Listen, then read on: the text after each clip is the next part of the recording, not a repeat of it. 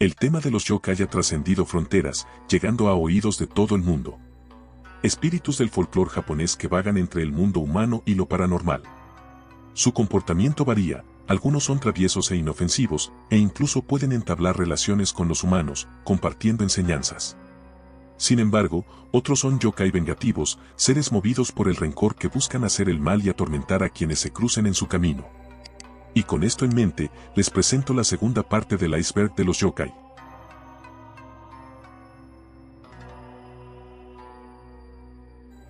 Kodama. Espíritus ancestrales de los árboles, guardianes de los bosques que aseguran el equilibrio natural. Su forma es un misterio, algunos los imaginan como pequeñas luces que se deslizan entre las ramas, mientras que otros creen que habitan dentro de los árboles mismos, dotándolos de alma. Su presencia es casi imposible de detectar, lo que hace que talar un árbol sin cuidado pueda tener consecuencias devastadoras. Las leyendas advierten que cortar un árbol habitado por uno de ellos trae desgracia. Se dice que el bosque entero se vuelve hostil, que la mala suerte persigue al responsable o incluso que su vida es arrebatada poco después. Por esta razón, en muchos lugares los árboles más antiguos eran marcados con una cuerda sagrada, señalando que estaban protegidos y que nadie debía tocarlos. Sin embargo, no todos buscan venganza. Si un bosque es respetado y cuidado, estos espíritus traen prosperidad, asegurando que la naturaleza florezca. Susurros entre las hojas, ecos en la distancia o la sensación de ser observado en medio del bosque pueden ser señales de que aún velan por su hogar. Ubume. Aparece en las noches lluviosas, acompañada por el sonido distante de un bebé llorando. Su figura es la de una mujer vestida de blanco, empapada, con el rostro oculto bajo el cabello. Sostiene un bulto entre los brazos, aferrándolo con desesperación.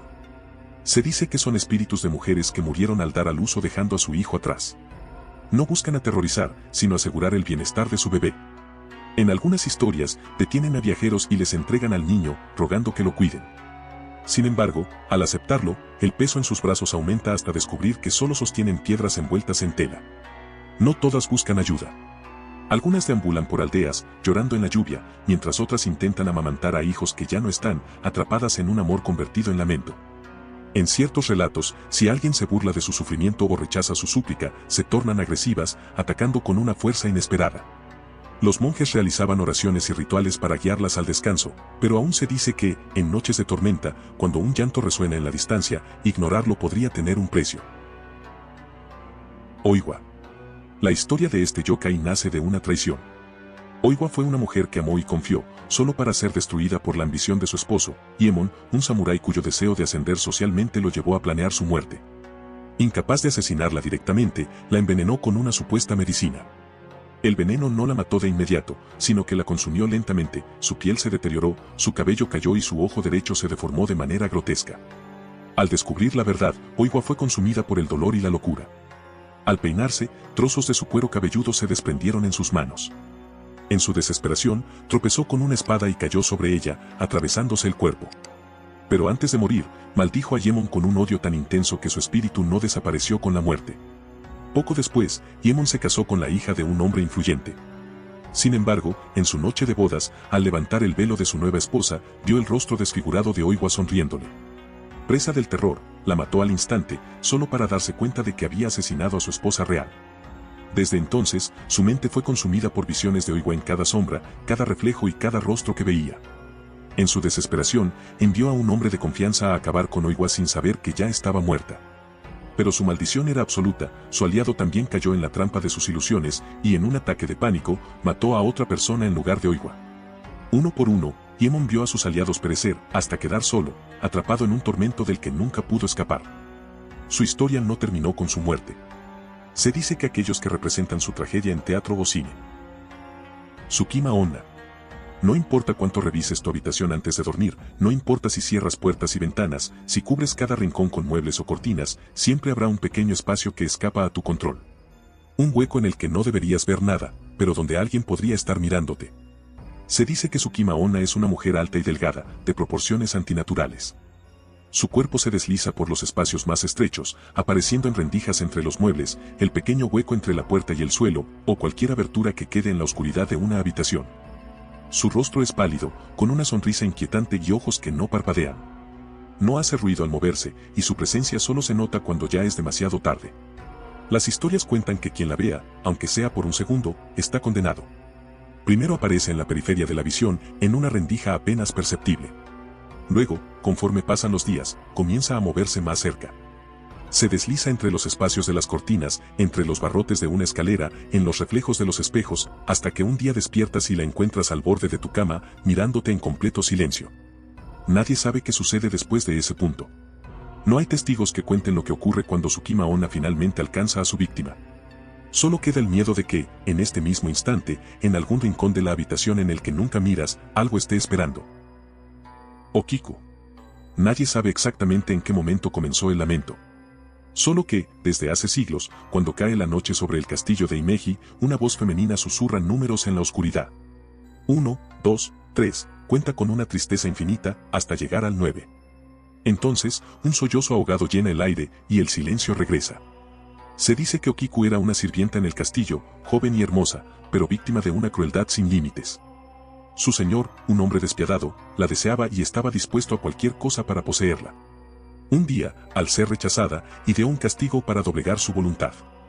De las 10 valiosas piezas de porcelana bajo su cuidado, escondió una y la acusó de haberla perdido. Para una sirvienta, un error así significaba la muerte. Entre súplicas y desesperación, Okiku contó y recontó los platos una y otra vez, esperando que todo fuera un error. Pero siempre llegaba al mismo punto, 9. La pieza número 10 nunca aparecía. Al final, su verdugo le ofreció una salida. Si se entregaba a él, perdonaría su supuesto crimen. Okiku se negó, una vez, 2 veces, no habría una tercera.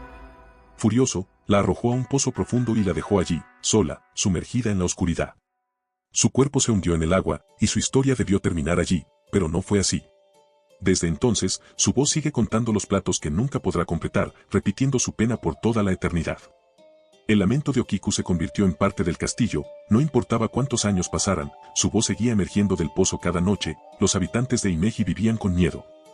Pues se decía que quien la escuchara demasiado tiempo podía sentir una presencia tras de sí, una sombra helada que se deslizaba junto a ellos. Fue entonces cuando un monje decidió enfrentar la maldición. Durante la madrugada, cuando la voz de Okiku comenzó a contar los platos, esperó pacientemente. 1, 2, 3, la voz se repetía. Y cuando llegó al 9, justo antes de que el lamento ahogado inundara el aire, él respondió en voz firme, 10. Por primera vez, Okiku guardó silencio. Su lamento eterno había sido respondido. Desde entonces, su voz se debilitó poco a poco, y aunque algunos dicen que en noches de viento aún se escucha un débil conteo en la distancia, su ira y tristeza finalmente se calmaron. Pero el pozo sigue ahí. Y hay quienes creen que, si te asomas demasiado, algo podría estar mirándote desde la oscuridad. Inugamis.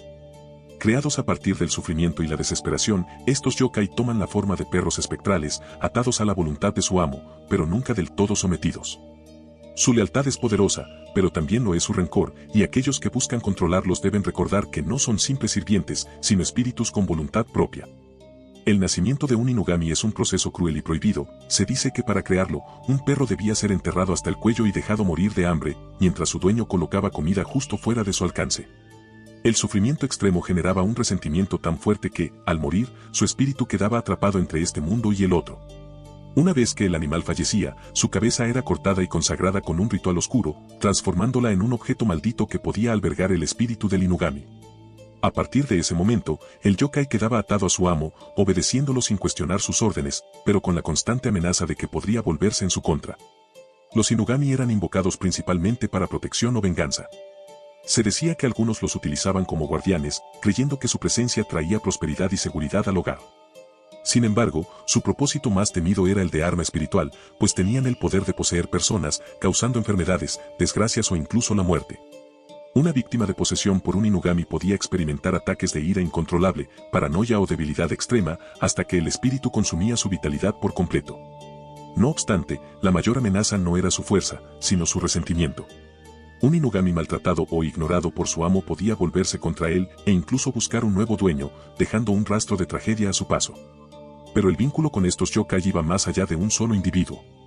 Se decía que una vez que una familia obtenía un Inugami, su presencia se heredaba por generaciones. Incluso si el pacto con el yokai no se renovaba, este permanecía ligado a sus descendientes, interviniendo en sus vidas ya fuera para protegerlos o para hacerles pagar los pecados de sus ancestros.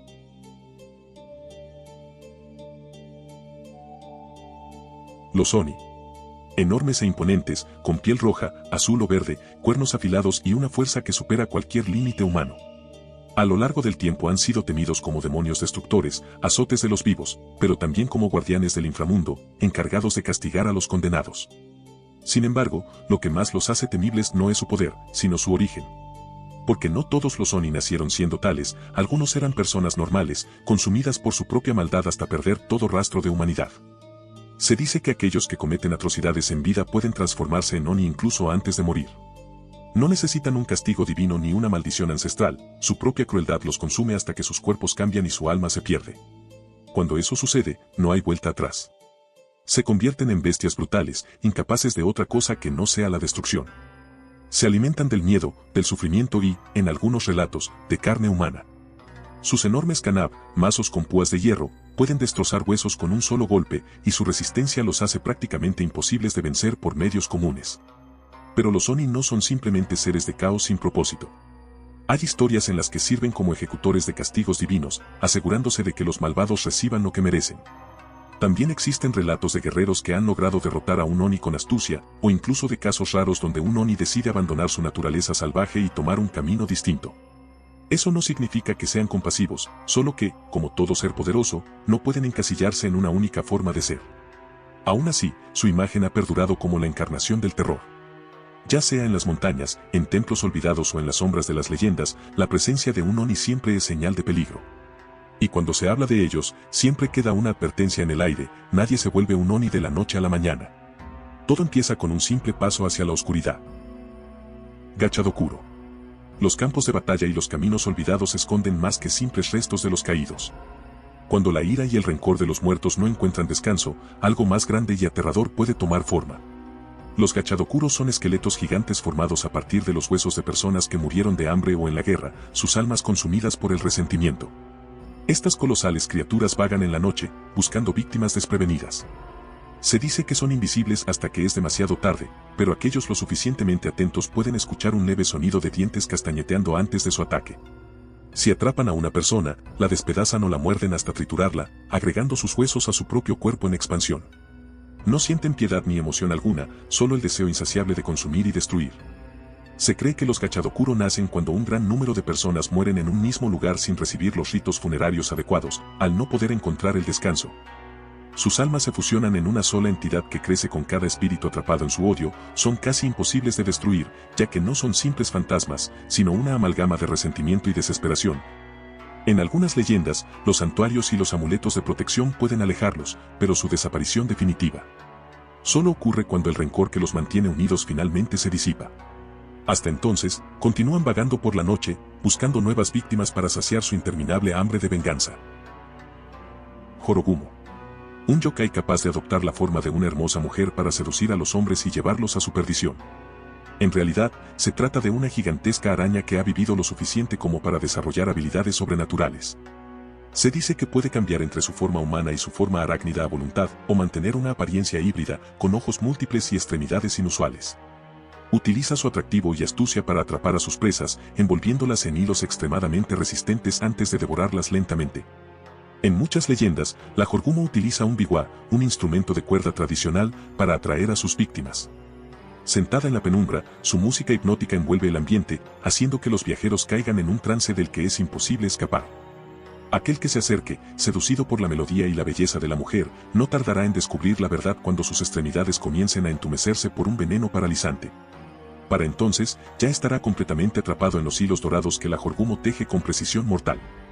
Algunas historias la describen habitando en antiguas posadas o junto a cascadas, esperando viajeros solitarios. Engaña a sus víctimas con dulces palabras y una apariencia frágil antes de atraparlas sin posibilidad de escape. Sin embargo, en ciertos relatos, este yokai no es simplemente un monstruo devorador de humanos, sino una criatura astuta que solo ataca a aquellos que caen en su trampa sin precaución.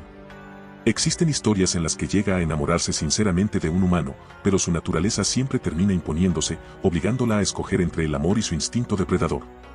En otros cuentos, su red de hilos no solo se usa para cazar, sino para manipular eventos desde las sombras, tejiendo destinos como una verdadera maestra de la intriga. Sachiki Warashi. Pequeños espíritus con la apariencia de niños que habitan en casas antiguas, especialmente en mansiones o residencias tradicionales. Aunque suelen comportarse como traviesos yokais moviendo objetos, haciendo ruidos en la noche o dejando huellas diminutas en los suelos de tatami, su presencia es considerada un buen augurio.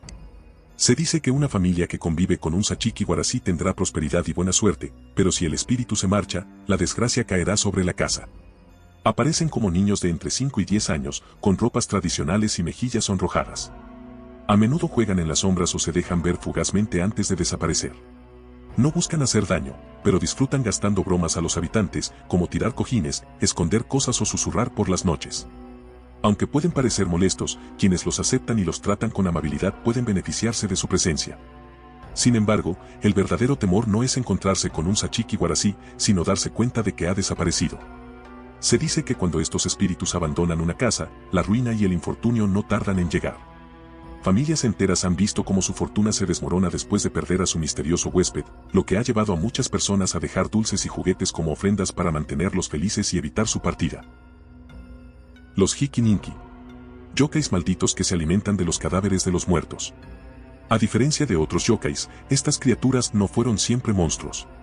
Se dice que en vida fueron personas codiciosas, egoístas o impías que, tras su muerte, fueron castigadas con una existencia aterradora.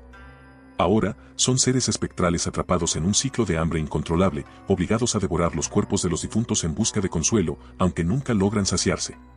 Su apariencia varía en las leyendas, algunos los describen como sombras humanoides que se deslizan en la noche, mientras que otros los ven como seres grotescos, de piel putrefacta y ojos brillantes, condenados a arrastrarse por los cementerios y los campos de batalla en busca de cuerpos recientes. Su presencia suele ir acompañada de un sentimiento abrumador de miedo y desesperación, y los pocos que han logrado verlos de cerca afirman que sus rostros reflejan un tormento indescriptible, como si fueran plenamente conscientes del horror de su existencia. Algunas historias cuentan que los Hiki-Ninki acechan a los monjes y viajeros solitarios que pernoctan cerca de los muertos, esperando el momento de la debilidad para atacar. En otros relatos, son los guardianes de ciertos lugares profanados, apareciendo solo cuando la muerte ronda. Umibozu. En las profundidades del océano, donde la oscuridad es eterna y el hombre no tiene control, acecha algo más antiguo que cualquier embarcación, un ser cuya presencia significa la condena segura. Un yokai gigantesco que emerge de la nada en medio del mar, perteneciente a la categoría de los Funa-Yurei. Silencioso al principio, hasta que su sombra cubre por completo la embarcación desafortunada que tuvo la desgracia de cruzar su camino. Su apariencia es la de una figura humanoide descomunal, con una piel negra como la noche y una cabeza calva que sobresale de las aguas como una luna oscura. Sus ojos, si es que los tiene, permanecen ocultos en la penumbra de su forma indefinida, observando con una calma inquietante antes de actuar. Los marineros que han contado su existencia advierten que el Umibozu odia el ruido y la arrogancia. Se dice que aparece cuando alguien en la tripulación desafía al mar con palabras imprudentes, como si la simple soberbia humana bastara para invocarlo. Al surgir, su inmensa silueta provoca un terror paralizante, y con un solo movimiento puede volcar barcos enteros o hacer que las aguas se tornen incontrolables. En algunas historias, no ataca de inmediato, sino que exige una ofrenda, un barril vacío. Si los navegantes obedecen, puede dejarlos con vida, pero si intentan engañarlo o no cumplen con su petición, los arrastra al fondo sin dejar rastro. No hay certeza sobre su origen ni sobre cuántos existen, solo relatos fragmentados de marineros que lograron sobrevivir para contar la historia. Algunos creen que son las almas de monjes ahogados, condenados a vagar eternamente en el océano. Otros piensan que son manifestaciones de la propia furia del mar, apareciendo para castigar a quienes lo desafían. Lo único seguro es que, cuando la inmensidad se torna demasiado silenciosa y la superficie del agua deja de moverse, más vale no hablar en voz alta ni tentar al destino, pues en cualquier momento, el Umibozu podría surgir de la oscuridad y reclamar a los suyos. Antes de finalizar con el video quiero agradecer a todos aquellos que comentaron en el iceberg anterior, su apoyo me incita a traerles más contenido. Si el video te gustó agradecería que me apoyes con un like y un comentario y así llegar a más personas. Suscríbete para ver más contenido relacionado al tema de los icebergs y temas en general, sin más que decir me despido. Adiós.